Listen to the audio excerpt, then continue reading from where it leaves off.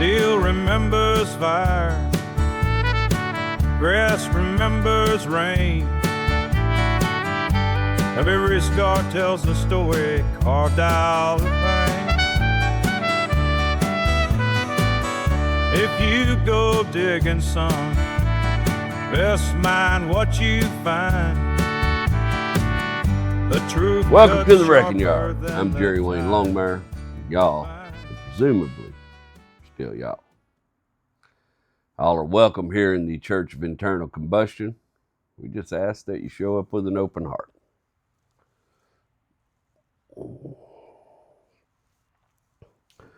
Goodness, it is Sunday morning, about 8 o'clock in the a.m. It's a balmy 61 degrees. It's been cool here the last couple of days. And then last night, I guess we got some moisture or some kind of front come through and fogged everything up. It's making my voice sound a little cloggy this morning. There's so much moisture in there. You can almost see it sitting out there. So it's a little warmer day, but it's supposed to be back down like 38 tomorrow. So we'll see. 38's too cold for me. Just so you know, I thought part of the deal was like I live in the South and I get the piss cooked out of me all summer long and well up into the fall. But the trade-off was I don't have to have a parka or a heavy jacket. But it's bullcrap. Last week down here has been cold as piss. And I don't want to hear from you northerners like, oh, 45 degrees ain't nothing. I go out there in my t-shirt and shovel the driveway with my nose. You know, bullshit. First off. Second, I've been up there. I've lived up there in that kind of cold. I lived in Wisconsin. Yeah, 45 degrees in Wisconsin. I was running around in t-shirts. 45 degrees in Wisconsin ain't 45 degrees on the Gulf Coast with the humidity. Ain't the same thing. Ain't the same thing by any stretch, and I'll call any man a liar that says it is. Ain't the same thing. You come down here and walk around 40 degrees and tell me all that bullshit, but I don't believe it. I don't believe it. You can tell it to me all you want.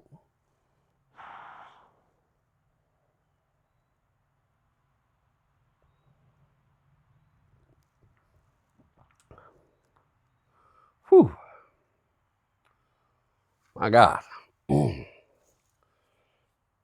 feel like grinding coffee this morning, so my sister had some coffee she left here, and I decided to try some of it. And it's some sort of Indonesia, Sumatran, I don't know. Woo! Tastes like it's made out of tree root. Anyways. All right.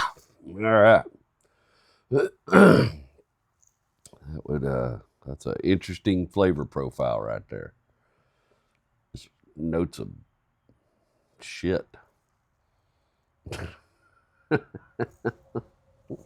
Oh, am I in a mood this morning? I don't even mean to be. I actually feel great. Woke up early and went to bed kind of late, but we were watching a TV show, me and Mom, and having some drinks.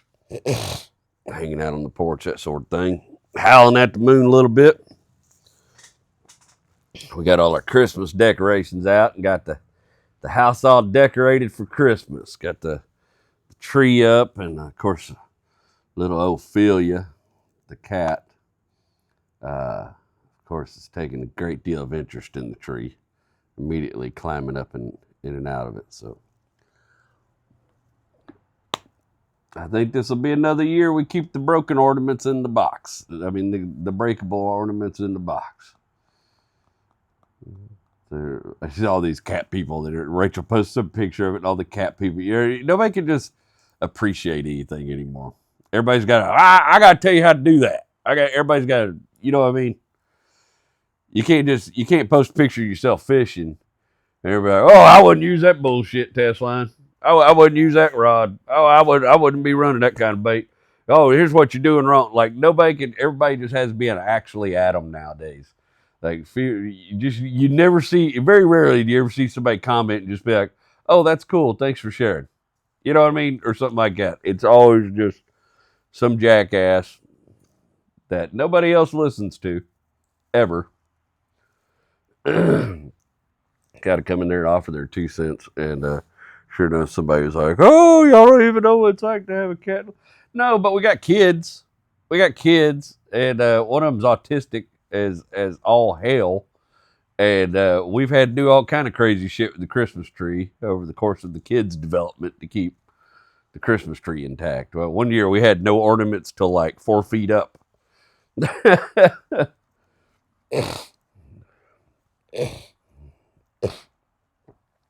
Oh, sorry for all the snorting, guys. I'm a little clogged up this morning.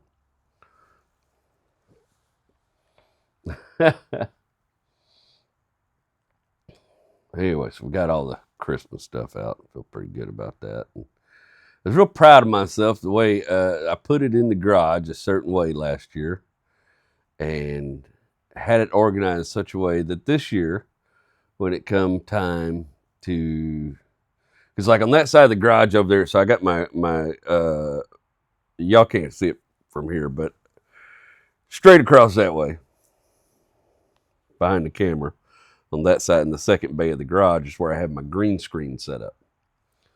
And that's where I film all the truck straw, any of the videos I do, the green screen, truck straw, all that bullshit, right? I film over there. And I leave that set up all the time. And I use these same lights that I use for this set, but I just move them back and forth across the garage. And it's not really that big a deal. I've got cords set up where I can just drag them over there and flip them on.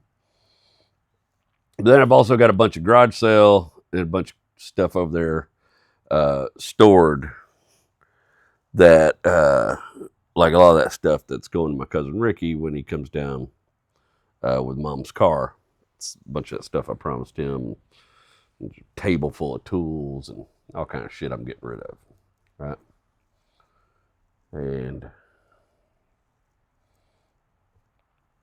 But last year, I was smart.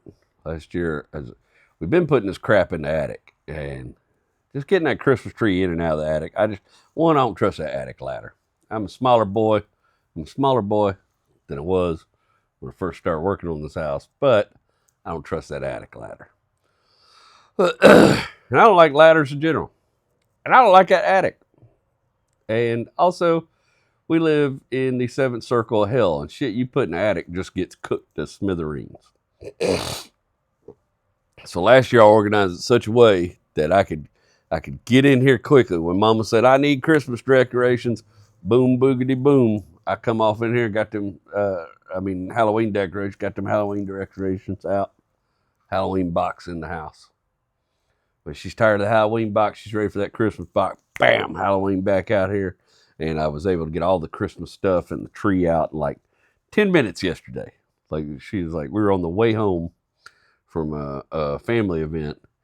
And she's like, I really want to do Christmas decorations. It's getting late. You feel like doing it? I was like, I got you, boo.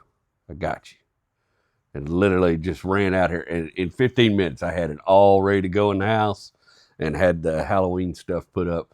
And so I was really proud. I'm not an organized guy normally. So I was proud. I was like, look at what you did, buddy. So it worked out pretty good. We all loaded up, went down to Kemah yesterday.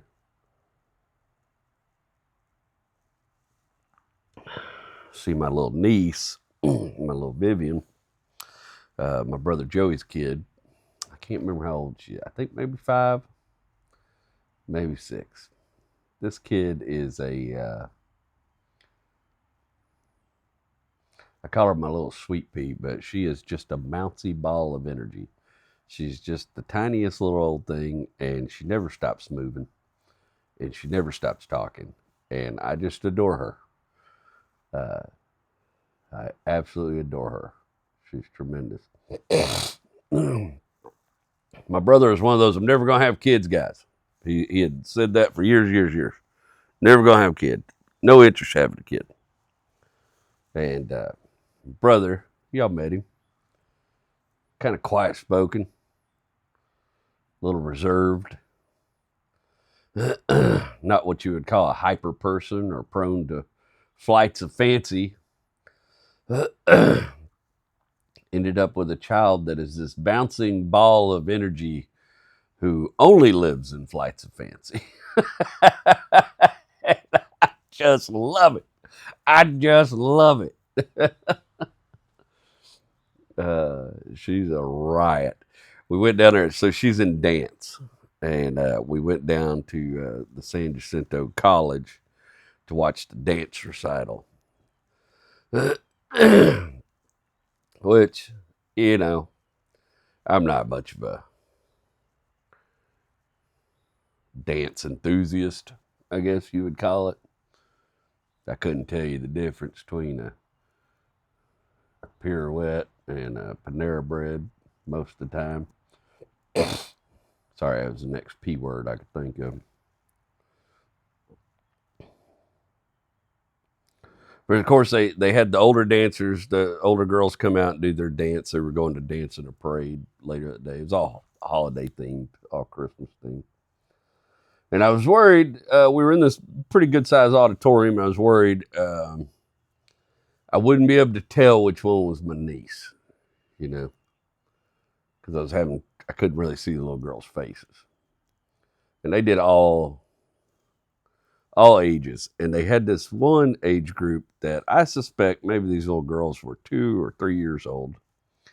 And they were in these little shimmery ballerina costumes with big dresses on, big skirt, tutu, whatever the shit that thing's called. And they were dancing to a very slowed down tempo version of Do You Want to Build a Snowman? And me and my wife were talking. We suspect they slow the tempo down because they're very, very young kids. And you could tell they were all looking at a teacher off in the wings who was telling them when to do their little doo-doo-doo thing and all that good stuff. And all that. I learned some shit yesterday. Those of y'all listening to this, y'all missed out on my badass dance moves just now. That's what you get for listening to it.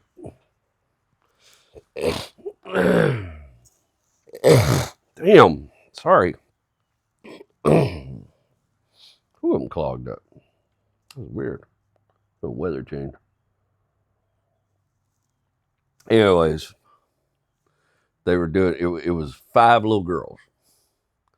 And they were doing the thing. And they were okay as far as timing, you know. Most of them were relatively within a few seconds of each other. And but there was this 4th little girl in the lineup, little blonde-headed girl. And she was about a minute behind everybody else, and then sometimes a minute ahead of everybody else. And she was adorable, and she was looking for cues, and I think she was probably the youngest one. But I was watching this, I was listening to music, and I was thinking about my kid, especially my oldest was young and was so hooked on that movie, Frozen. And I was watching those little girls dance, and that 4th one was just so out of sync. She was just doing her best. She was just giving it her all. She was going to show her stuff, and she just kept on keeping on. And even at the end, one of the other little girls had to help her figure out which way to go off stage. And it's delightful. But also I realized I'd like gone through my entire life like that 4th little girl. Just out of step, out of time. Don't know to stop. Just keep going. And it tickled me. It was kind of a moment of beauty. It tickled me endlessly. I giggled through the next 2 dance sets thinking about it. Like, this is exactly how you've gone through your life, sir. Just a little out of time, a little out of step, not quite keeping up with the crowd. That's okay.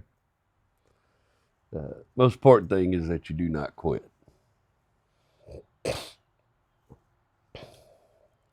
But I was worried because I couldn't see them little girls' faces that I might not know when my little niece, my little Vivian, came on stage. And, you know, she's there who I'm there to see. And my brother whispered in my ear, told me the the 2 songs she was going to dance to.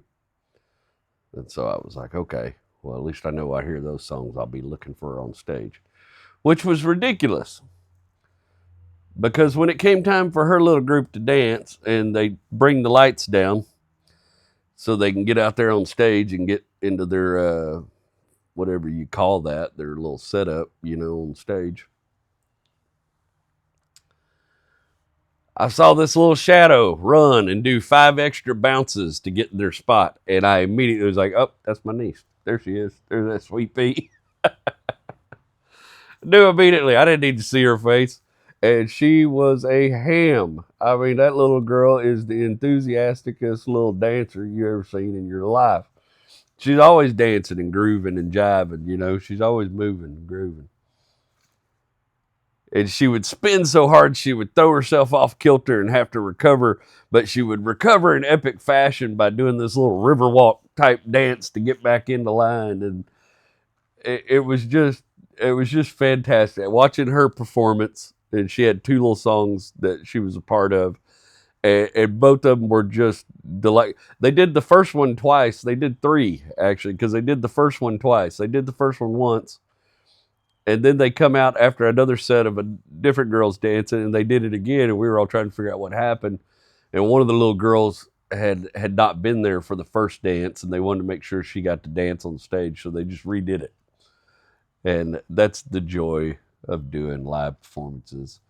And certainly the joy probably of live performances involving children is that you can always just have a little empathy in your heart and go, hey, let's do it again. Them other old girls, you think they cared about having to dance again? Heck no, they were excited. Of course, after Joey had brought her a big thing of roses, and I just love it. I was in theater in high school. I have a love for all that sort of thing, live performance, that kind of stuff. And she was just carrying her little roses and just dancing all over the place. And she was still dancing after the show. She's still just moving and grooving. There's a big hill out there, and she's got to run up on top of the hill. And I remember her grandmother said, have her go up on top of that hill. Get her to go up on top of that hill so I can take a picture. And I laughed, like, get her? I knew the minute I saw that hill, that kid was going to be on top of that hill. And sure enough, seconds later, she's on top of it posing. Get her to go on that hill and take a picture. little lunatic. Oh. Of course, had some lunch with my brother and his wife Sarah and her mom and kids, and it was a good time. I screwed up though. I have not been eating I have not been eating fried food. I've not really been eating much in the way of fast food, except when I travel, and I usually try to go light on that because my stomach don't like it anymore. After going a period of time without eating a bunch of it, my stomach doesn't much care for it. And I made the mistake of eating tater tots and chicken strips. And oh my God, my system revolted on me yesterday. I thought I was going to spend the rest of the night in the bathroom. It was not good. Will not be doing that again. I looked at my wife. I was like, man, next time I'm thinking about eating fried food, just remind me of this day. Remind me how terribly this went.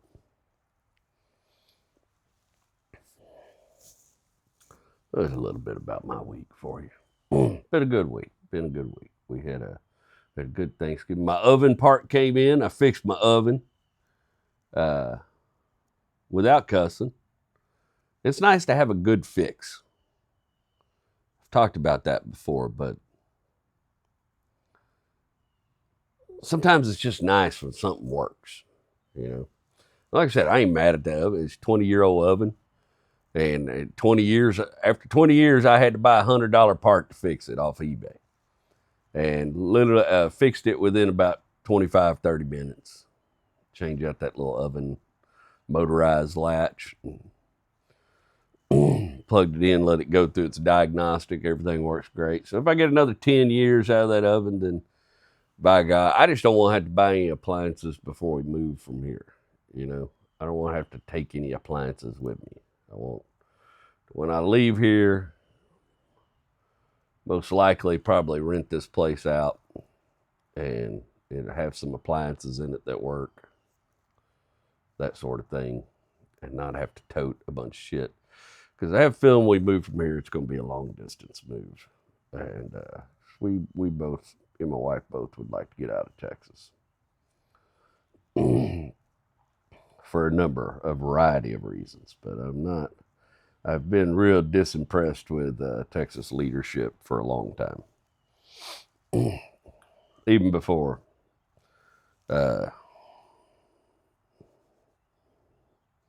current fella running things. But it's not a lot of things going in the direction that make me feel like Texas will continue to be a good place for my family. So find something, and we won't ready for a different climate.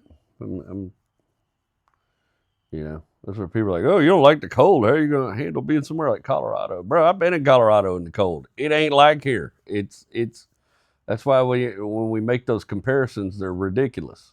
You know, in the same way, I've worked in 112 degrees in Arizona. It sucked. Don't get me wrong. The sun was cooking you, but it ain't like 108 here with humidity. Yeah, 108 here with the humidity of the Gulf Coast changes all the weather. That's the dad thing. It ain't the heat, it's the humidity. It ain't the cold, it's the humidity. Yeah, I've literally worked above the Mississippi River shooting a 2-inch pipeline. It was cold. It was like -20 with wind chill, and it may not have been that cold. I'm probably exaggerating, but it was ridiculously cold, hovering down in the next to nothings. And still would take that over some of the weather we've had down here with that extra moisture in there. That extra moisture in there makes a difference. That extra moisture air means that cold cuts you like a knife. Extra moisture air means that you're not just getting oven baked, you're getting sous vide. It's just different. And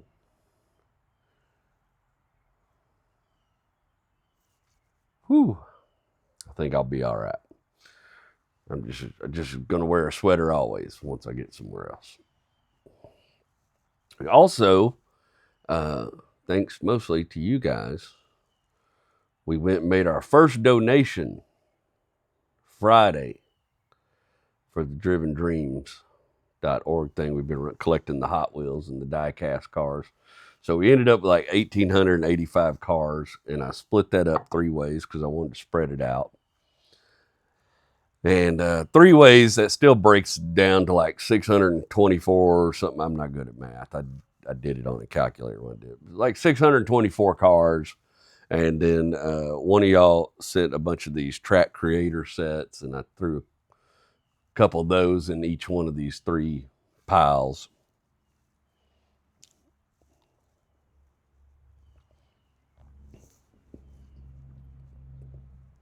And it's good I split them up that way, because turns out about 624 cars is what the Mazda trunk holds. I probably could have got more in there, but it'd been a tight fit. And I took those over to the fellow I'm going to talk to y'all about today. I've told you a few stories about him here and there over the years, and over the year and a half or so I've been doing this. But my good buddy Randy Lee, and Randy Lee has a tattoo business, a tattoo shop here in Houston, and he's had it for, man, I think at least over a decade for sure. So So I have a tattoo on my inner forearm, and I think he did that at his first shop location. Yeah, definitely over 10 years. It was when me and Rachel got married. So, like 2008, he already had that shop running. Yeah, it's a nice shop. He's a critically acclaimed artist. Has his own style, very unique. I love his artwork. And over the course of that time, all those years, he's always run a Toys for Tots drop off. Toys for Tots, of course, is uh, affiliated with the United States Marine Corps. And he's all these years he's run a Toys for Tots drop off and tries to gather up a big donation from his customers and people in his community every year. And so I wanted to take one of those loads to Randy. He's been a good steward of his community, and I see the work he puts in. And I wanted to go take one of those donations over there for the Driven Dreams and leave with him for the Toys for Tots. And then I'm gonna take one of the other splits. There's a fella here, and we'll talk more about him next week or maybe a little closer to Christmas, that we call Poncho Claus, Richard Reyes. Richard Reyes has been a community outreach leader in Houston, Texas, as long as I've been in Houston, Texas. Like, just good 30 years or more. He has made it his absolute mission to make sure underprivileged kids get Christmas every year. And they have a lowrider convertible, and he wears a red zoot suit and a red hat. He's Poncho Claus, and we see him on the news all the time. When we're kids doing stuff, and Richard Reyes is a huge ambassador to the comedy scene in Houston, Texas. He supports a lot of live performance, and he promotes shows, and not for money, just for the good of the community. And the man has worked tirelessly for years through his own health problems. I mean, he's almost died a couple times, and he doesn't live a life of luxury. He lives a life of a servant for the people. And so I'm real proud to go take him, finally be able to kind of do something with him and go take him a big donation for the Driven Dreams. And him and Toys for Tots give out stuff locally in the community. And then there's another charity here in town that's also done a lot of good work for years, called the Houston Children's Charity. And they are partially, they get some of their funding from the children's hospitals. There's a big mattress company that provides beds for kids, Texas Mattress Makers, right here in Houston. They're a big mattress building company, and they give out beds for children. They do Christmas stuff for them every year, so we're going to go take them the other part of that donation. I'm feeling pretty excited about that. And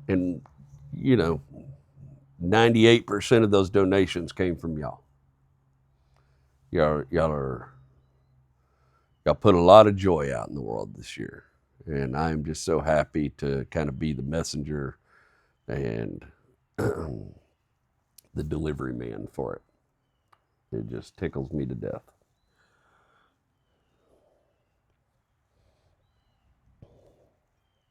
Randy's shop is beautiful. First of all, Randy's art is nothing short of stunning to me. There's a period of time where you watch a young artist draw and draw and draw, and they mimic the styles of other artists, much in the way as a writer, as I've learned to write, I've mimicked the styles of other writers, how I learned how to mimic Faulkner. And I can mimic Cormac McCarthy pretty good, too. I just don't like Cormac McCarthy. Not I don't like him, but the very first Cormac McCarthy book I ever read was called The Road. And if you're familiar with the book, it is bleak. It is bleak. And I'm not into bleak. And so I don't enjoy his writing as much. And I haven't read a lot else by him. That book kind of turned me off on him. And my buddy Adam's editor is always telling me, man, you got to give Cormac another try. You know, you got to read this, you got to read that. And I probably will at some point, but I just haven't spent a lot. But I'm very good at mimicking him.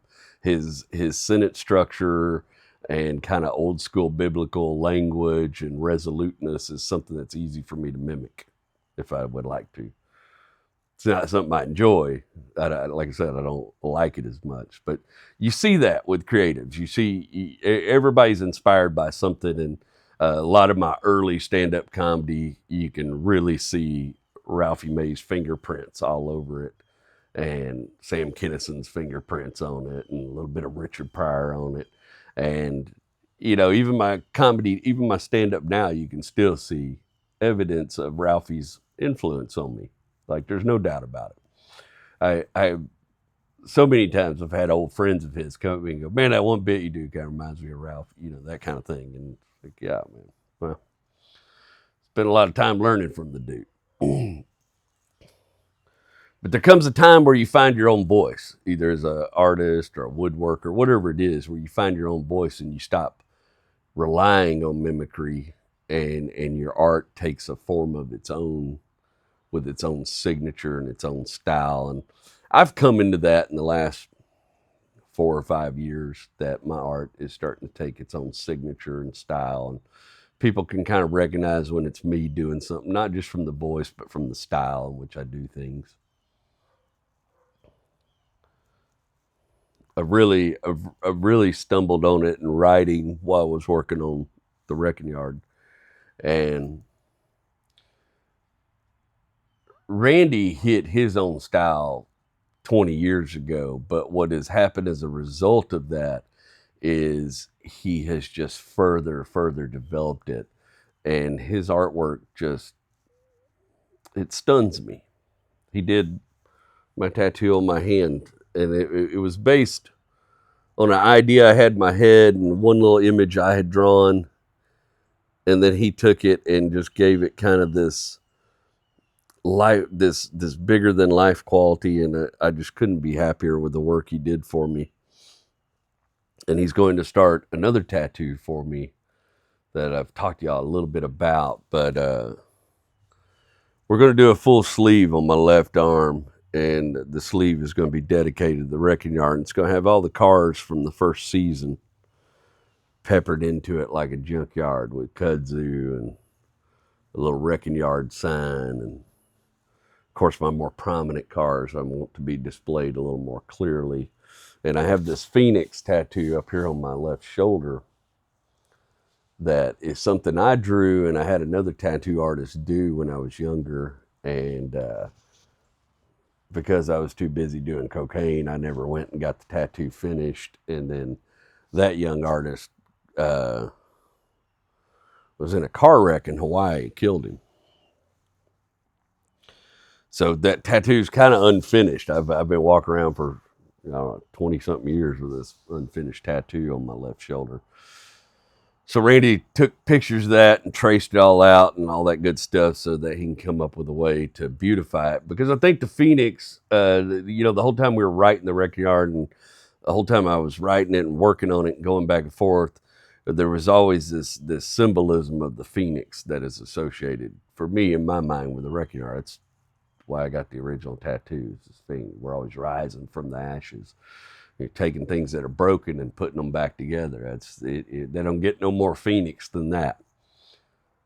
And so I want to keep that imagery, but he's going to tie it in and just really put his zhuzh on it and make it something special. So it's good to sit. I had very rarely I get an unencumbered afternoon where I don't have other stuff I'm supposed to be doing, and I had myself a good 3 or 4 hours to just go over there and visit with Randy. And he didn't have much clientele, and it was just a good afternoon to catch up with this fella that I've known since we were 13 years old.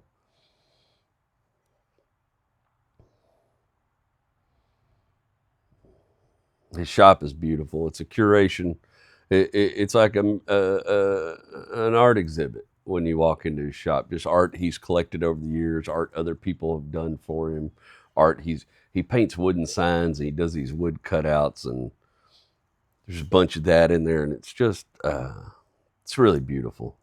It's a beautiful place to go into. If you're ever in the Houston area, thinking about getting some artwork done, you should look up Bayou City Tattoos. And Randy Lee Woods is a tremendous artist.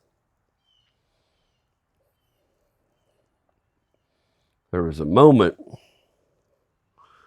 when I was talking to him, just catching up on the story. So me and Randy were estranged for many years, and we don't get to see each other very often anymore. Usually when I go get a tattoo, because he works all the time and I work all the time. That's what you do when you're grown up. And though we live in the same city, we live on different ends of it. He kind of lives out there close to A-Leaf. Well, he lives in Katy, and I'm on the north side of town. And the old joke is Houston's an hour away from Houston. Well, Katy's like 2 hours away. It's not that bad, but it is a miserable trip to get out there and back. Whew, that coffee. Ah! Lord, I don't know what my sister's drinking. Indonesian Sumatra or whatever the hell.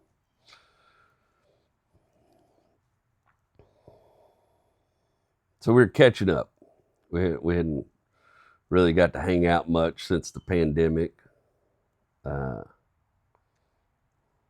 Just one time when I went and had him do my tattoo on my hand. And he wants to tune it up. He wants to dress up some of the color and tune it up. Hand tattoos are difficult because the skin on your hand, I forgot the word. Skin on your hand acts differently than skin on different parts of your body, and so sometimes it makes ink take hard to take hold. And even though he put plenty of black on the bird's beak on my knuckle, it didn't. It scarred a little bit, and I lost some of the black there. And so he's going to just tune up some of the black and some of the white highlights and stuff like that. There's a moment when I was talking to him, we were just catching up on the stories we don't know about each other and the people we do have in common. And in the course of the conversation, talking about our careers and stuff, he told me he was looking forward to moving out to a piece of land out in the country in the next 5 years. And it's weird to hear guys my age talk about not shutting it down, but moving on to the next chapter.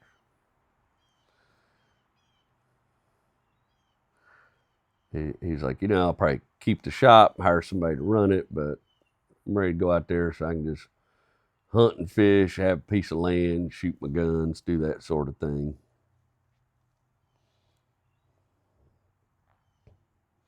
I must have looked at him funny. Like, hey, gum, Because then he said, dude, we're nearly 50 years old. And when he said we're nearly 50 years old, I started giggling uncontrollably. The absurdity of it just tickled the shit out of me. Like, I couldn't wrap my head. It's weird. Like, it's one my wife gives me. I'm 5 years older than my wife, and my wife gives me grief all the time about my age, but it's just joking, and it doesn't really, I always joke like, no, I'm still in my mid-40s, that kind of thing. But it's somebody your own age going, dude, we're nearly 50. It struck me in a way. I couldn't stop laughing about it. And I just looked at him. I go, somebody lost money. And he started giggling too. He's like, your dad, my dad. I was like, you ain't kidding, We have damn near made it to 50. I mean, that feels like something in itself, But it was weird to think about that. Like, look at your buddy that you were teenagers with and go, we're nearly 50. Shit struck me. My father-in-law used to tell me all the time, he was in his late 50s, early 60s. And the guys at work would refer to him as the old dude, and it would get under his skin a little bit. And he would tell me all the time, he'd say, I don't know when I became the old guy. I don't know when that happened. I still feel the same inside. And I couldn't, I was too young to grasp what he was saying when he was telling me that, but I get it now. Like, I remember when it happened to me, especially like in the comedy scenes, a lot of young dudes, and all of a sudden you're kind of one of the granddaddies all of a sudden. And it just, that moment yesterday or Friday just struck me so deeply. I couldn't stop laughing. The absurdity of me being nearly 50 years old was just too much for my brain to comprehend in that moment. There's something different when you peer somebody your own age says it, and you have to just stand there in the light of it and bear witness to the truth that they're dropping on you. I was probably 13 when I met Randy. We lived in Mission Bend in Houston. I was already friends with Melissa and had my little crush on her. And I met Randy at school. We both went to Albright Middle School. And I was a bit of an outcast, and Randy also a bit of an outcast. Randy was a big kid, heavy. I don't want to call him fat because I was kind of a chubby fat kid, but he was just big. He was big all over. He was big. He was taller than us, broader than us. He's a big kid. Overweight, sure, but big. He was a bruiser. Kind of had red hair and was goofy as shit. Was a silly dude. We would have so much fun together hanging out. He would always make me laugh. I just always really enjoyed him when we were that age. And we would spend our days just running around go and hang out in the bayou and looking for stuff in the bayou and catching giant bullfrogs down in the bayou.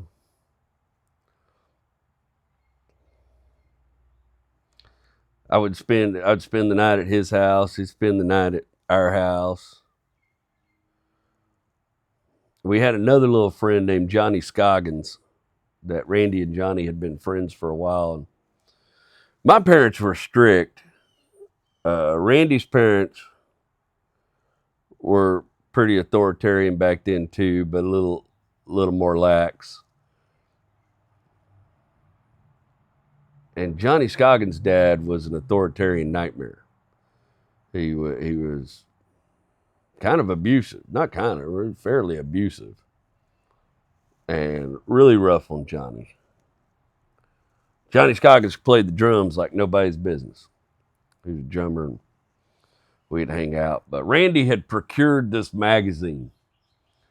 And some of you guys might be old enough to remember these cartoons, but it was basically like a thick cartoon book magazine, and it was called The Fabulous Furry Freak Brothers. And it was these hippie dudes that run around screwing girls and smoking dope and probably all the stuff a 13-year-old should not be reading. But Randy had procured a couple of these, and back then, porn was harder to come across, and so this was the closest look we were getting at boobs at that time. And of course, me and him and Johnny were in Johnny's room looking through these magazines, and Johnny's dad comes in and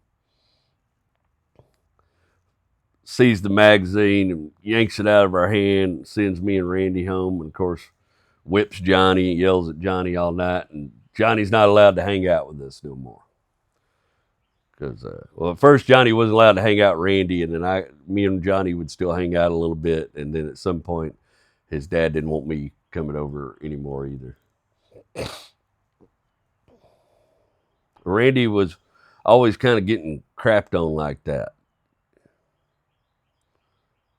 Treated as less than. I didn't realize it then when we were kids, but I realize it now looking back. It's one of those things that, when you look back through the kaleidoscope and long view lens of your life that you can see things differently. And I realized that he was treated less than.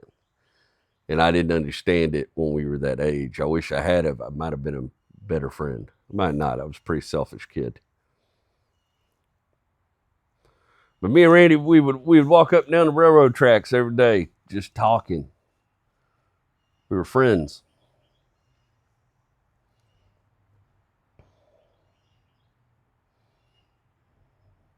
Randy was really into him and he had a younger brother, and they were really into WWF back then. I was not the biggest wrestling kid. Wrestling's something I got into later on, but they loved WWF, watched all that sort of stuff. And so my first real memories of watching wrestling was watching wrestling with Randy. In fact, we were watching wrestling at their house one time, and this is going to date how old I am, as if I've not already talked about that for 36 minutes.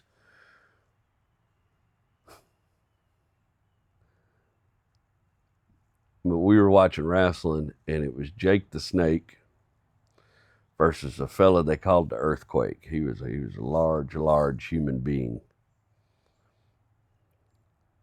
And the Earthquake beats Jake the Snake in this rowdy match.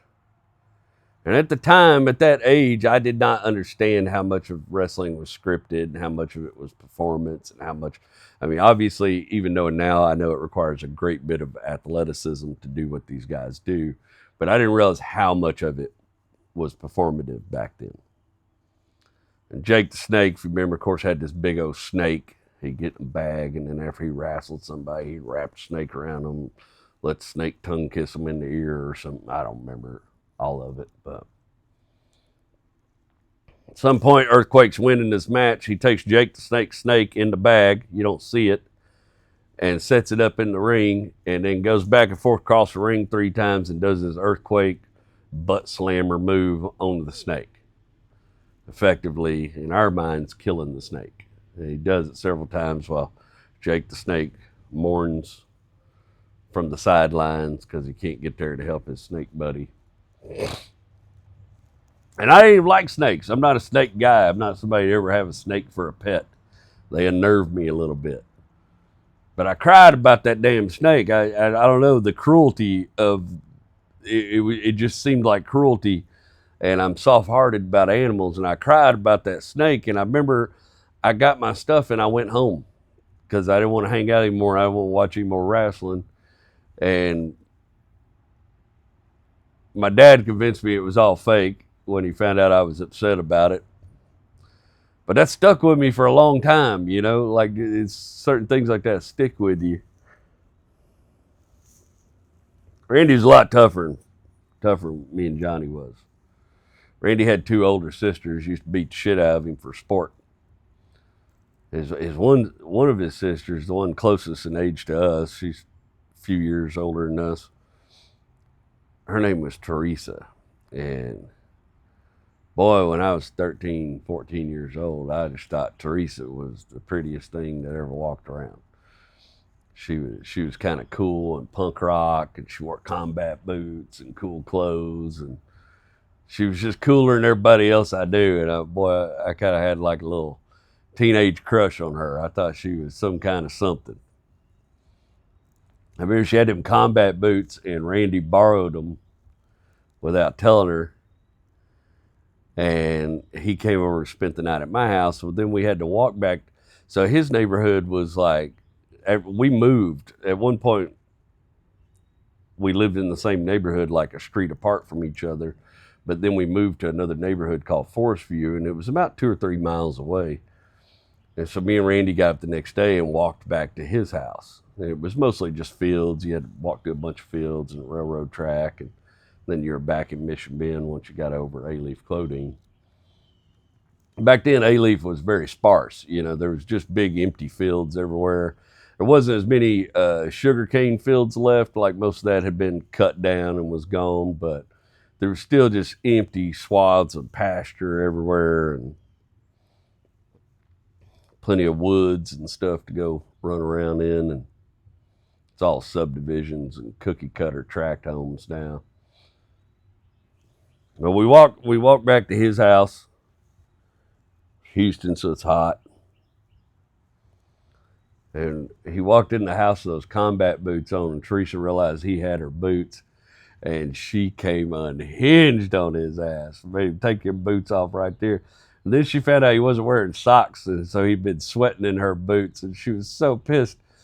And she was just railing him and slapping him, and he's like, "Well, Jerry ate my socks," just being funny, just being Randy. But I was mortified because now the hot, cool punk rock girl thought I ate a pair of socks, and then she yelled at me a little bit, went off to her room, and slammed the door.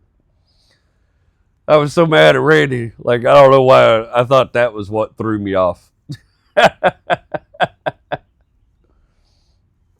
This is the first time I ever watched Saturday Night Live was at Randy's house. I didn't stay up that late. My parents didn't stay up late.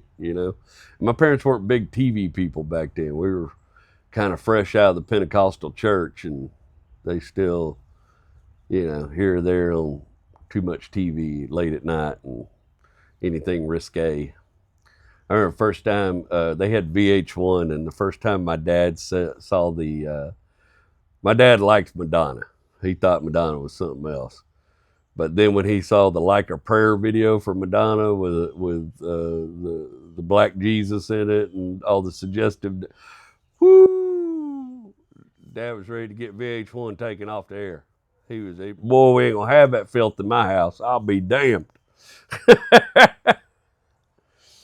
Well, that old video don't even scratch the surface no more.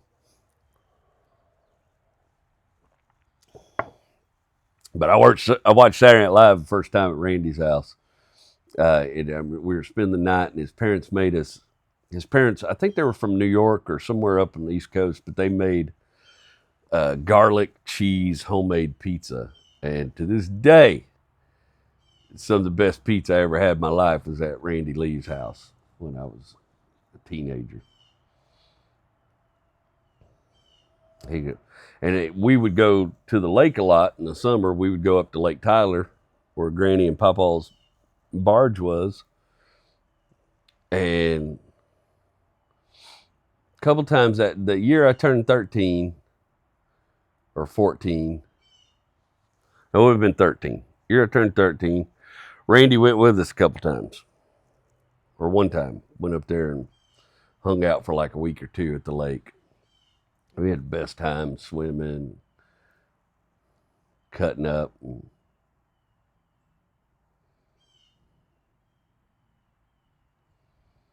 then something happened right after. His parents split up right after that. And I don't know all the details. It ain't none of my business, no how. But it wasn't good. Whatever it was, it was a pretty rough event. I don't think divorce was ever good, but it was a particularly bad one. And I think Randy and his little brother felt the brunt of it. And Randy got kind of mean. And I think when you get bullied enough, eventually you become the bully. It happened to me. It's happened to other people I knew who were bullied. And Randy became the bully for a little while. And he might not see it that way, and I might be wrong, but that was my perspective at the time. He got mean and a little unpredictable, and he started fighting more.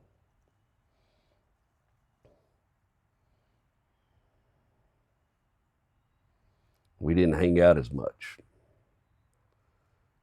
And I was real hung up on Melissa. And my dad took me and Melissa on a date to a haunted house. I've told y'all the story. I got scared and accidentally pushed Melissa into a wall trying to get away from a guy with a fake chainsaw and banged her face, and Melissa had a bruise on her face. And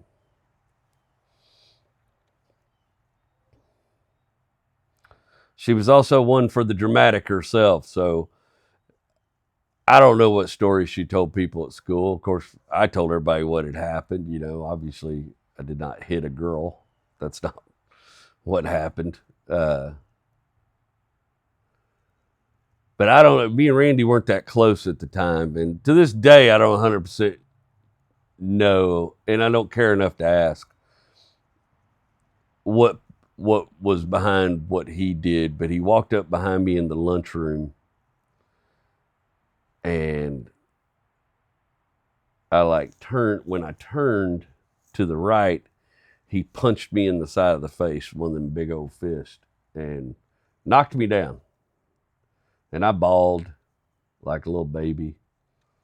And when you think about regrets in your life, like that's one that I was like I cried, bawled, and the teachers ran over to me. And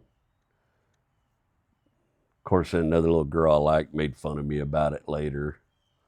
Did a mockery of it, and it's like one of those things, one of those turning points in your life where I wished I just jumped up and started fighting back. He would have whooped my ass, but I wished I just jumped up and started fighting back, because then I'd feel better about that situation. But that's not what happened. I cried like a little baby, and me and him stopped hanging out. You know, as kids, friendships with kids, that's how it goes.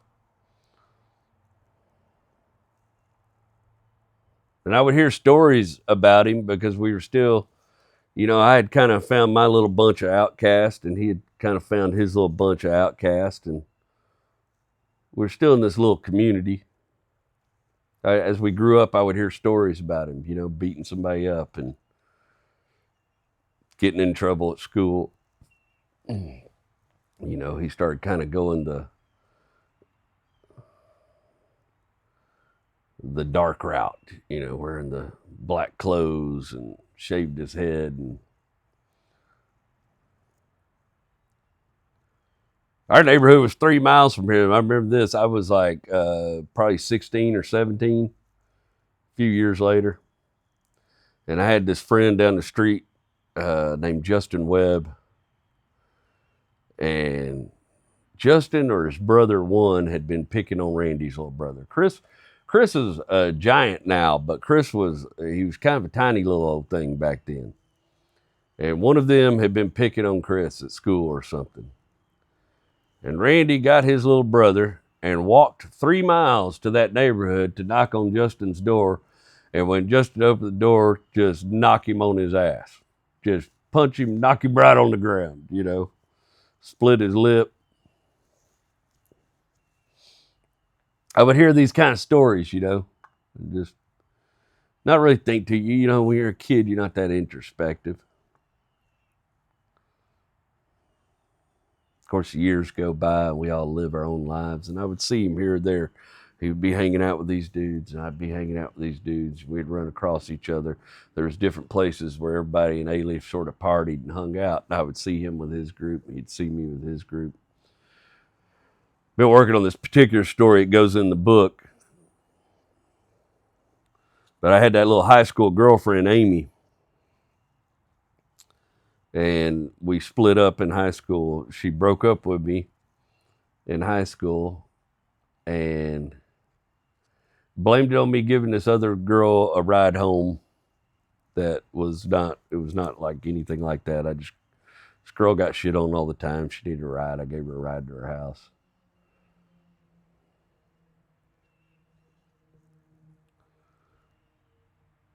But I had found out there was this other dude that we went to school with named Trey, and Trey looked like a 30-year-old when we were in high school.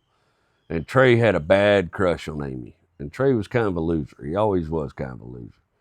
And he did manipulative, shifty things, and he had a crush on Amy. Now, I later found out that he was the one that went and told Amy he saw me. And he, of course, made it much more salacious, trying to break me and Amy up. He did a good job because it worked. Years later, after I've been working in Mexico and stuff, me and Amy reconnect, and we date for a little while. Of course, she's looking for somebody to be a grown-up. I had no interest in that at that period of time. And I did something really awful, and I just ghosted that girl. And just stopped talking to her and just went on with my life. Rather than have an honest adult conversation with her about why we weren't going to work out like any rational human being would. He's young and dumb. And a couple of years after that, me and Joey happened to just be out one night drinking. doing our thing. Me in my early 20s at this point. And we go to the IHOP after a night of debauchery. It's 2 o'clock in the morning. We go in the IHOP, drunkenly eat our breakfast. And we were walking towards the cashier to go pay for our meal and leave. And I remember off to the left here, there's like one of those big round tables with the round booth around it. And there was Randy, shaved head, tattoos, looking like he still beat anybody in the room. And at that table, as part of his group of outcasts, of course, also was Trey and some other dudes that I had known for many years growing up in A-Leaf. And there I was, my cowboy boot. They were looking kind of death metal and punk rock, and I had kind of fallen into the group of fellows who wore the cowboy boots and the belt buckles and the cowboy hat. And we're walking by, and it was like seeing somebody across a chasm. I looked at Randy, and Randy looked at me, and he kind of nodded. And I remember thinking in my head, like, why aren't we friends anymore? What happened? Why aren't we friends anymore? And I just kind of nodded back at him, and then I walked up to pay for my food. Of course, right when I get up to register to pay for my food, another ghost from the past, Amy, comes walking up with her mother and her sister. And she hollers at me, "I thought you were dead," because I ghosted her. And before I could say another word, she just hauled off and slapped the piss out of me. I mean, just slapped me open-handed across the face. So hard that I dropped my change and money on the ground. And her mom and her sister just stormed by me. And I heard Randy and all them at that table just fall out laughing. And I bent down to pick up my change, and I was standing up, and I looked at Joey, and Joey just kind of gave me one of these like, you had it coming. You know what I mean? Because I did. I had it coming. I got off light, really. She was merciful. If that's all I got out of my behavior for that, I got off light. She was merciful to me for the anguish I put that girl through for no reason other than being stupid and cruel.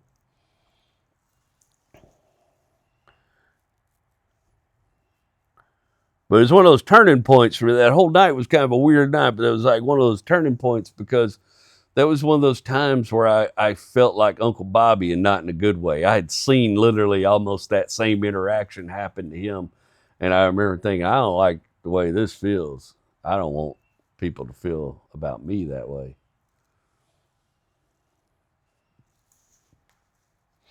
And I don't see Randy again for many years after that. Sometime after Hurricane Ike, 2008, after me and Rachel were married, I went to work. Me and Steve were working together. My buddy I've been telling you stuff about. Steve also grew up in A-Leaf. Me and Steve start working together, doing construction.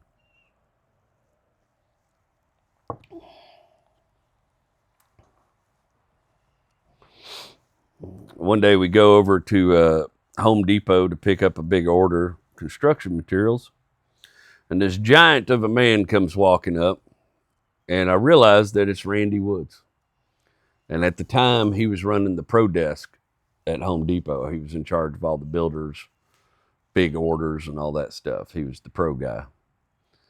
And he knew Steve. And Steve's like, "Do you remember Randy from school?" I was like, "Yeah, I remember Randy." Like, I know Randy. Like, yeah, bro. I know Randy. And we talked to him a little bit in the Home Depot. And he tells me at that time, this is 20-something years, 2008, however long ago that is. He tells me at that time, "Yeah, I'm getting ready. I'm not going to be here much longer because I'm opening my own tattoo shop." And he had already been doing tattoo work for many, many years and kind of developed his style at that point and had interned under another artist. And I believe. I may have that screwed up. I don't want to say for sure that's how it went down. But he had taught himself, and he's getting ready to open his own shop. Guess he'd been saving up and preparing for that. And of course, Steve got excited because he's got a friend that does tattoo work, and he thinks he can get some cheap. By God, he's going to do it, you know. And Steve was going through his divorce, and he was going wild. And so Steve started going to his tattoo shop to get artwork done. And I had wanted to get this piece made for me and Rachel. It's me and Rachel's initials, and I had it put on the inside of my forearm. And so I went over, me and Rachel and Steve, I went over to Randy's shop, his first shop location one night, and he did that tattoo work for me. We reconnected a little bit, and it was good. But then me and Steve were going through our stuff, and we were, you know, our relationship was coming to a head. Somewhere in that time period, so Steve had a younger sister named Sheila. And La and my sister had been friends and were really close for a long time. And La had a son from a guy who wasn't really a very good dude, or at least I didn't think he was. He wasn't much in the way of fatherhood and that sort of thing. A bit of a screw up. And La had been raising her son on her own with the help of her family. And her and Randy met, and I don't know their exact love story because it happened while I was away, but they fell in love and they got married. But that also got Steve deeper into Randy. And of course, back then, I don't know who Steve is now. Maybe a wonderful human being, business person now.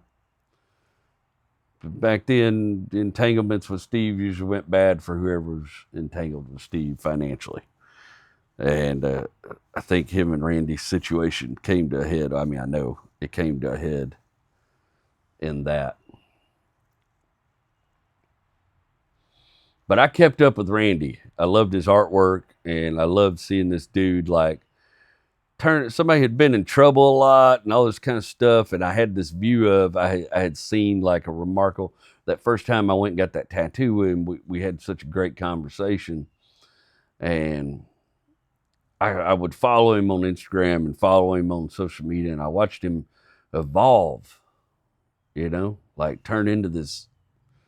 He was inspiring.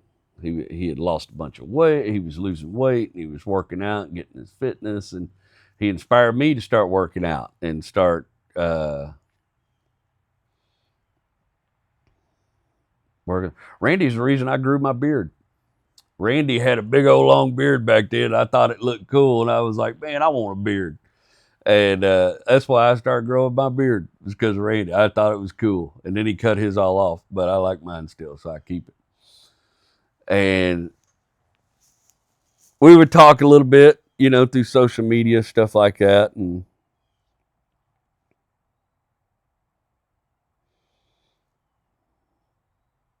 of course, a few years after, you know, you have kids and life just keeps rolling along. And I would keep up with Randy and La, and I was so happy. And Randy really like took on, I hate to use the word stepfather because he's more like a father to that kid, but her little son, Randy, took to that kid, and you just saw that kid blossom into a good young man underneath Randy's tutelage. And you also saw that kid wasn't going the direction of maybe me and Randy and Steve had gone as young people, because he had some good guidance, somebody that was taking the time. Randy became a Mason in that time period, and I really watched him flourish after becoming a Mason. Masonry is not for me. It's not something I have any interest in pursuing. And they probably wouldn't want me anyways, honestly. But I just watched him continue to evolve. It was really cool. And a few years after my mom had passed, I went to Randy with this tattoo idea, and he, of course, wanted to do it. He knew my mom. And he did this beautiful artwork for me, and we had a great reconnection that we spent a lot of time it takes a long time to do a piece like that. And we really got to spend some time talking and interacting with one another. And I started following him more closely. And then during the Whiskey Brothers podcast, I had him on as a guest to talk about his shop. And this dude, I just watched him during Harvey. His shop on Highway 6 flooded, 5 foot of water inside it. The whole time, Randy's doing him and La would get in clown makeup and go do clown work for the Shriners at the Shriners Hospital for the kids. And they would go do the Shriners circuit, just doing stuff for his community, doing toys for tots. We had another friend named Peter that this dude went through all kind of crap. And I just found out like the enormity of everything Randy did for this guy while this guy was in prison. This guy was in prison. His son dies. Then he gets deported to Poland. And they don't accept his education in Poland. And Randy spends just hours getting this guy's transcripts and getting the international notary to like help this dude out. And it just goes and tells him in prison that his son has died. He just continues to be this person in the community, this better person than I ever dreamed of being, honestly, in his works and his attitude. And he like that last time when I saw him when he did my hand tattoo, he was so zen. He was such a remarkably different guy than the guy I knew as a teenager. He just seemed so deliberate and in control of his life. He had a child that was taken from him by the mother, and I don't know all the details of it, but I do know that Randy moved heaven and earth to try to get that baby back and get to a point where he was able to have a relationship with his child. And that says something about a man's character. His father's sick, he takes care of his father. It says something about a man's character. He looked after his little brother always. That says something. It was a beautiful thing to watch from a distance and to know this person. It made me proud to know this person.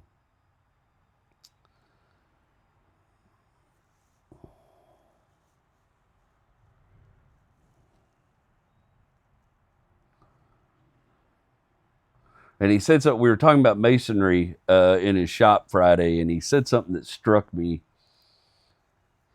He told me that, he said, that, one of the things he really enjoys about masonry was there's no other place where he would have friends that are men that are his age and older and much older, some of them 80, 90. And he said, they're far more successful than I ever dreamed of being.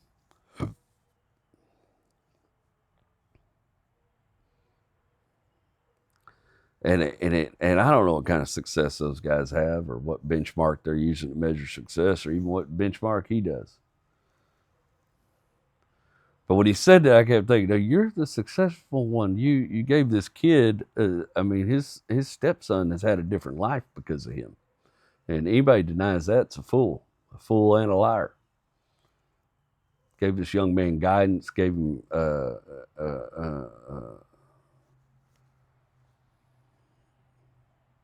a path. That young man, I think, is about to go in the Air Force. Like, I don't think that's the path that young man would have had under the guidance of his uncles.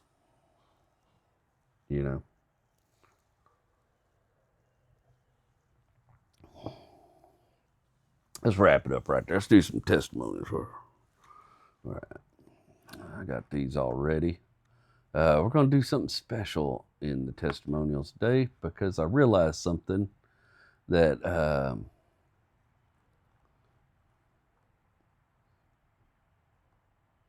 going to do this one first. For those of y'all listening, you're not going to get much out of this, but this is for the people who like to participate. So when my episodes air on YouTube on Sundays at 5:30 p.m. Central Time, I like that. When you go to YouTube and you go to look at the video, and underneath the video is the comments, you can swipe that to the left. You can just click right there and swipe left, and it'll put you in a live chat. And I like to hang out in the live chat on Sundays at 5:30 while the episode's airing, just to bullshit with folks and have some fellowship with you guys that want to show up. So I know the listing guys can't do that, but you fellas watching, some of y'all in the chat right now. But there's a guy that comments on my video every Sunday without fail, and I can tell he watches it right when he comes on because he's always the first comment. There's a fellow named Mike Fleisner. I've read some of his comments before, and it dawned on me reading some of his comments on the last couple of episodes that I think Mike's trying to get into the live chat, and it's not working for him. So I'm going to show a little video right here over my shoulder that shows, and Mike, I hope you're watching, how to get into the live chat, because it's not very clear. It took me a little while to figure it out, and it's not very clear. But if you watch this video, it shows you how to get into the live chat in case you ever want to show up and hang out with us in the live chat. And because Mike just leaves me so many comments, and I was like, man, you would have such a good time in the live chat with us, Mike, and I would love to chit chat with you, because he always comments on everything. And I can tell from his comments that he's commenting along with the video as he's watching it. And you just ought to be in the live chat with us, brother. And this is for anybody that doesn't know how to get in the live chat. So I'll show this quick little video, and I'm just going to guess that it takes about 10 to 15 seconds. And I'll probably just keep talking while that's happening. But if you need to know how to get in the live chat, that little video shows how to do it. And I just want to do that because Mike comments every week, and I'm like, brother, you ought to be in the live chat with us. And I think you're trying to get there, but YouTube's not very clear about how to do it. So if you get in the live chat, we're all chatting in real time, and it's always a good time. Sometimes, some weeks it's quiet. I've learned, funny enough, that the better the podcast is, the quieter the chat is, because y'all are busy watching. And then if the podcast is a little boring, it gets real chatty. They ain't all winners. I know they ain't. I write this thing every week in between life and creating all my other content. And I know I've been dragging while I've been working on this book, so I get it. My feelings ain't hurt. Nobody has to like every episode. There's some of y'all, I lost some fans during that second season where I was doing all the voices and the characters, and it was just too much for everybody. All right, there'd be enough time to watch that video, figure out how to get in here. Let's go. I will go at the Croncraft Show 4227. These are testimonials. These are comments from last week's episode. Testimonial, if you will.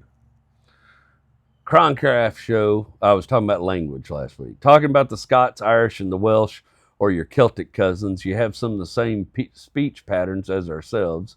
You say batteries instead of batteries for the word batteries.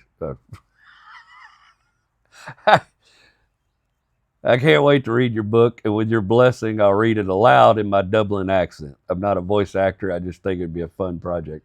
I would love to hear my words read in a Dublin accent. I wish I could do accents so bad. I think we do have some of the same speech patterns. The Appalachian speech patterns, I'm not, I'm never trying to claim that I'm Appalachian, but my family, all Appalachian, really on both sides, come from that place. And so I was raised in Texas. We got a lot of rednecks, and I was raised by hillbillies, people that come from the hills and that have those speech patterns. And I think they do closely resemble. I love reading stuff from Scotland and Ireland, and I can tell the writing similarity and the similarity in the way you put words together to make a sentence. So I see that too. I did not know y'all said the word battery, though, which is delightful to me. Battery is because my Papa Longmire, who is very much a hill man from Tennessee. And he's the reason I say battery, because everything, it was just a battery, Let's see. What else? Who else we got this week? At Jake of all trades, our old buddy Jake. I can't stand when some mouth breather decides to pace the car next to him and block the effing highway up. I don't get mad about much, but I think it's because I get my anger out in the highway. Yeah, and you drive a bunch. If you're the guy, nope, I'm confusing you with another guy. Maybe not. I don't know. I know two Jakes from that area up in the Midwest, and I get y'all confused sometimes. But I know one of you is a mobile mechanic, drives all over the place. So you probably spend a lot of time on the highway. That drives me batty too. Use the left lane like it's supposed to be used, or don't just stay out of it, man. Why in the hell would you drive the exact same speed as the car next to you? That don't make no damn sense unless you're just directly trying to be an antagonistic monster. Why would you do that? If you're not passing somebody, get the hell out of the left lane. Or if you're in Ireland, I guess get the hell out of the right lane. Is y'all's left lane still the pass lane, or is your right lane the pass lane? It seems like it'd probably be the right lane. Yeah, that drives me batty. It drives me nuts. Really, what really drives me off the deep end is the truck drivers now. And I grew up around truck drivers, and no disrespect to the job whatsoever. I'm aware of the value of the service that truck drivers provide to our country and our communities, and giving us the goods and making sure we get the things we need when we need them. But so many of the trucks are governed now. And so you got this guy who's going 1 mile an hour faster than this guy, and now he's going to pull out and try to pass him. And now you're stuck behind the longest, most boring drag race in history for 7 miles while this truck going 1 mile an hour tries to get over in front of this other guy. Like, first of all, the dude going slower, you see him getting around to pass him, tap your brake. You know he's going fast. You let him get up in front of you, keep the highway clear. No reason to dog everybody up over that. Also, you guy that's going 1 mile an hour faster, is it that big a deal? Clock it back a mile. I don't know how your money works, ain't my business, but it's infuriating. I was stuck. I was coming out of Nashville on my way up to Louisville one time, and I was coming out of Nashville about 6 o'clock in the morning. I got stuck behind one of these that I shit you not went on for 12 miles. Just stuck behind these two, most of them barely doing over 65. Good Lord. Took me 6 hours to get to Louisville that day. I was so hot the time I got there. I'm with you, Jake.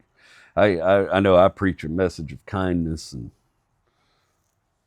but whoo, this is not the message I preach when I'm behind the wheel.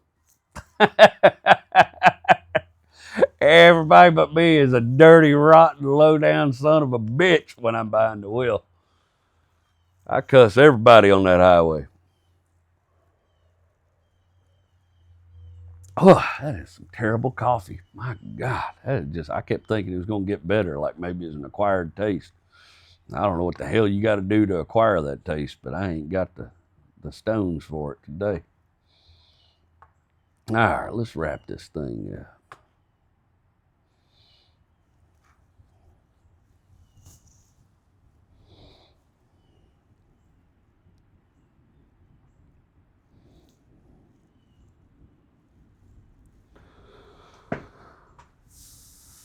Yeah, I told you that about Randy saying that about the success. It struck me, and I had to sit down and write about it. Not only that, but the reconnection. There's a deep kind of value in having folks who remind you where you come from.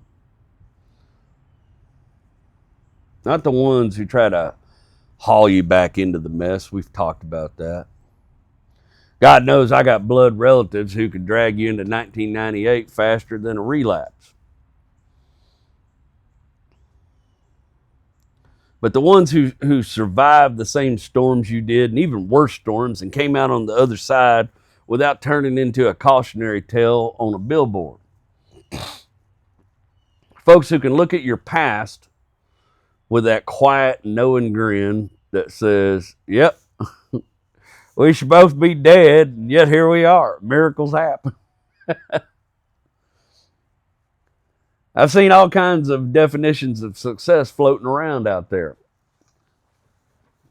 I think most people measure it with money. Hell, I've done it too. I thought if I ever hit financial success, I'd turn into the kind of man who sleeps through the night and doesn't panic when the phone rings from an unknown number. It turns out money doesn't fix your demons, it just buys them nicer shoes. And depending on the demon, they might buy a gun too. These days, I find myself pointing my ship towards the kind of success Randy's carved out. Randy's not rich. He's not flashy, but he's deliberate, solid. The kind of man who knows exactly who he is and doesn't apologize for it. He took a stepson, a young man who could have gone sideways in a dozen different ways. And instead of preaching or posturing, he just showed up steady, reliable, stubborn in all the most holy of ways. That boy didn't need a superhero. He needed a man he could anchor to, and Randy was that anchor. He helps his community. He minds his business. He absolutely does not go looking for a fight, but if a fight shows up on his doorstep and threatens the folks he loves, he will turn into a cautionary headline real quick. He's respected by his peers, appreciated by his neighbors, and watched very closely by anyone who wants to get out of line that values their dental configuration. You can't buy that kind of success. You got to earn it the long way, the bloody, uncompromising, grown man way. And if that isn't success, I don't know what the hell is. The truth is, when you start measuring success by character instead of cash, the list of successful people in your life gets real damn short. Most folks are one bad week away from lighting their life on fire. Some don't even wait for the bad week. They just keep matches in the trunk drawer just in case. Don't get me wrong, I'd still like to try financial success. I've heard that money can't buy happiness, and maybe that's true, but I also know poverty can't buy shit, so I'm willing to run the experiment. Worst case scenario, I buy a boat and ruin my life in a fun new zip code. But the real point is you got to watch how you measure success. If you use the wrong parameters, you'll swear your life is off course when really you're doing just fine. Some of y'all think you're failures because you ain't rich, but I know plenty of rich people who ain't successful. Not if you judge by who they are when the lights go out. A lot of them couldn't guide a houseplant, much less a child. Success ain't shiny. It ain't loud. Hell, half the time, I think success just looks like my buddy Randy. Steady as an oak, dangerous when provoked, gentle where it counts, and unwilling to let the world chew up someone who's counting on them. The kind of man who'll give you the shirt off his back while muttering, "Damn it, don't bleed on that. I've only got 3." That's success. That's the mark worth chasing. If I can manage even half of that before my time's up, before that time they lay me out nice and tidy and pretend I look peaceful and say a bunch of nice things about me, if I can achieve half what he's done, I call it a win. I hope you're measuring success in the right ways. I hope you're not comparing your life to others based on financials, and more so based on respect and how you treat people. It's that Sturgill Simpson song where he says, everybody shake hands with everybody you meet and cheat and greet along the way. We all got some flaws. We all made some mistakes, but by God, it's what you continue to do that matters. And I hope that's how you're measuring your success every week. I hope that's what you're looking for in life. I'm rooting for you. Always. Always will be. I'm JW, and I love you.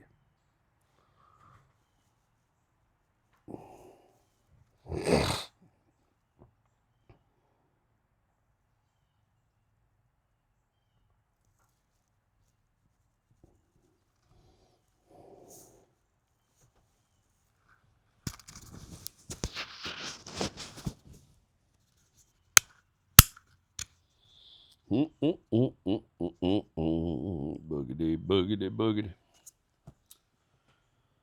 Whew, Lordy, I got a lot to do today.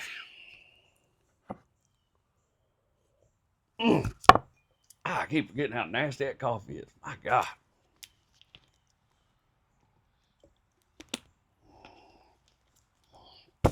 Y'all be safe, y'all. See you next week.